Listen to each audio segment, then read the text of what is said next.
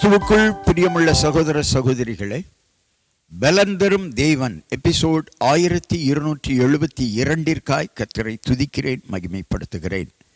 இந்த நாளிலும் சங்கீதம் 144 7வது 8வது வசனங்களை நான் உங்களுக்காக வாசிக்கின்றேன்.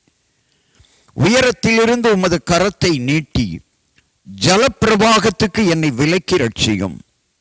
மாயையை பேசும் வாயும் கள்ளத்தனமான வலது கையும் உடைய அந்நிய புத்திரரின் கைக்கு என்னை விலக்கி தப்புவியும்.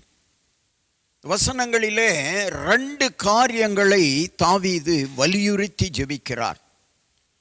ஒன்று, என்னை ரட்சியும். 2வது, என்னை தப்புவியும்.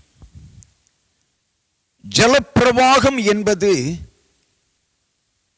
உன்னால் வெற்றி பெற முடியாத சூழ்நிலை,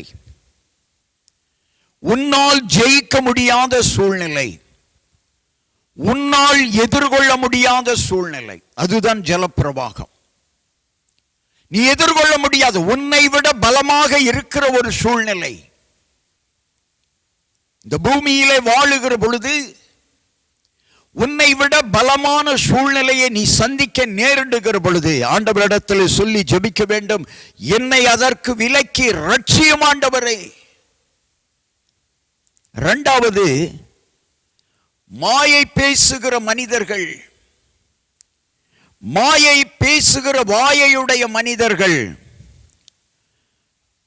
கள்ளத்தனமான வலது கையை உடைய அந்நிய புத்திரர், அவர்கள் 2 பேருக்கும் என்னை விலக்கி தப்புவியும்.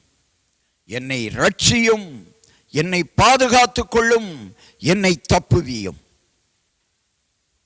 தப்புவிக்க முடியாத சூழ்நிலையில வாழ்ந்து கொண்டிருக்கிறாயா?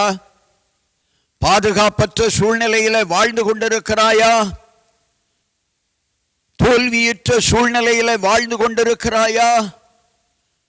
ஜெயமே என் வாழ்க்கையில நான் சந்திக்கவில்லை இதுவரை என்று சொல்லி வாழ்ந்து கொண்டிருக்கிற மகனே, உன்னை தேடி செய்தி வருகிறது, கர்த்தாவே என்னை இரட்சியும், கர்த்தாவே என்னை தப்புவியும் என்று சொல்லி ஆண்டவரிடத்தில் மன்றாடுவாயானால், கெஞ்சி பிரார்த்திப்பாயானால், உன் வாழ்க்கையில ஒரு மாற்றம், உன் குடும்பத்திலே ஒரு மாற்றம், பிள்ளைகள் மத்தியில மாற்றம், தொழிலிலே மாற்றத்தை கர்த்தர் கட்டளையிடுவார்.